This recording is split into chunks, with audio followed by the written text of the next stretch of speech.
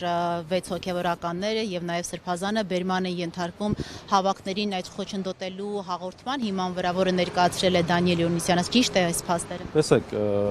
ուրեմն այսօր առավոտյան քննչական մարմինը բնականաբար իրապա մարմնի ներկայացների ուղեկցությամբ ուրեմն խուզարկություններ է կատարել Արագածոտնի թեմի հոգևորականների անձնական տներում, Արագածոտնի թեմի առաջնորդարանում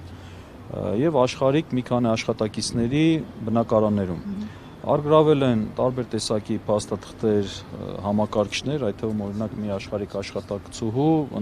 ընտանիքի անդամների համակարգիչները, հեռախոսները բոլորի, այո, արգրավել են եւ իրենց էլ փաստացի բերման են ենթարկել, բերել են այստեղ։ Բացի Մկրտիչ Սրբազանից մնացածը այստեղ են 6 քահանա, 6 հոգևորականներ եւ մի քանի աշխարհիկ աշխատակիցներ, գանձապա, գործավար, հաշվապահ եւ կարծեմ էլի կա։ Հիմա Մկրտիչ Սրբազանի տեղը չեն հայտնում։ Ընդ որում մենք պաշտոնապես դիմել ենք քննչական կոմիտեին եւ Երևանի քննչական վարչությանը, ներկայացրել ենք նաեւ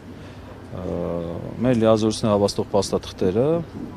եւ խնդրել ենք իրենք, որպեսզի ապահովեն մեր հանդիպումը Մկրտիչ Սրբազանի հետ, նրա իրավունքները պաշտպանելու նկատառումներից ելնելով։ Այստեղ նաեւ բերման ենթարկվածներին ենք հանդիպել, իրենք քանի որ քննիչների ներկայությամբ իրենք քննիչները ասել են, որ մենք ձեզ բերման չենք ենթարկել,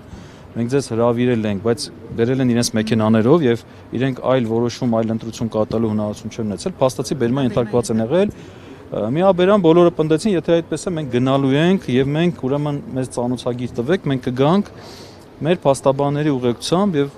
ձեր հարցերին կպատասխանենք, որովհետեւ եթե իրենց հարկադիր բերման են ենթարկել այդպես որպես վկա են հարցակնում, նա արդեն ունի վկա կասկածյալի կարգավիճակ եւ քննչական մարմինը պարտավոր է նրանց պաշտպանության իրավունքը ապահովել։ Այստեղ արդեն ուրիշ ռեժիմով է հարցակնությունը գնում։